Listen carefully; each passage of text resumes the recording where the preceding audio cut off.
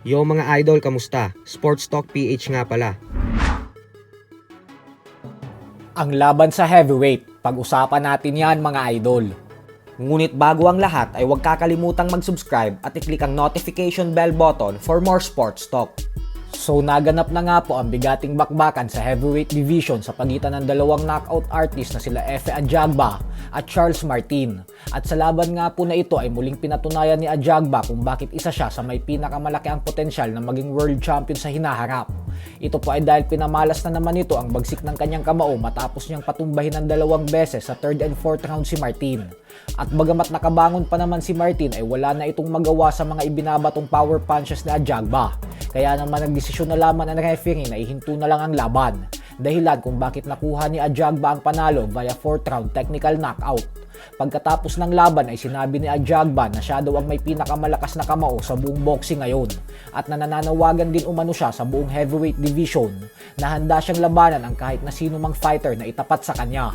Umabante na ang record ni Ajagba sa 21 wins with 50 knockouts at isang talo lamang, habang si Martin naman ay natikman ang kanyang panglimang talo sa professional boxing career niya. Samantala, kakapasok lang din po ng balita kanina lamang na umalis na ng Emperor Promotions ang former WBC featherweight champion Mark Magnifico Magsayo.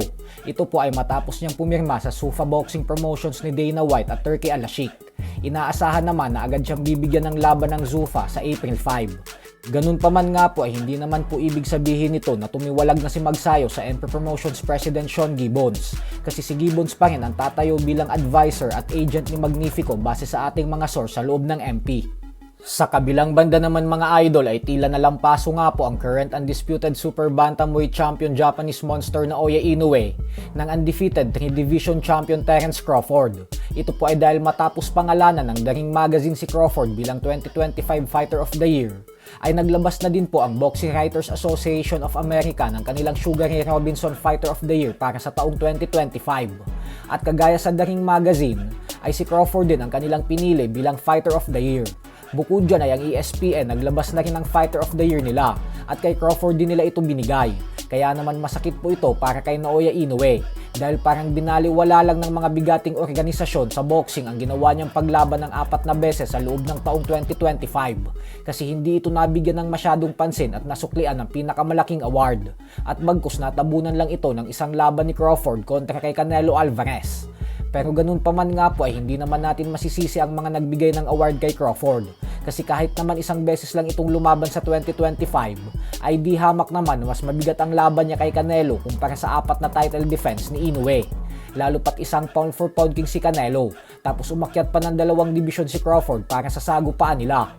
Habang si Inoue naman ay wala naman masyadong mga pangalan ng 4 na tinalo niya, tapos hindi pa ang mga ito kasama sa top 10 pound for pound rankings. Kung mga kalibre na ni Junto Nakatani at Bam Rodriguez ang labanan at talunin ni Inoue, ay doon lang tayo pwedeng magkaroon ng diskusyon para itapat ang kanyang nagawa sa ginawa ni Crawford na pagtalo kay Canelo. Pero sa ngayon po kasi ay laging heavy underdog ang mga kalaban ni Inoue.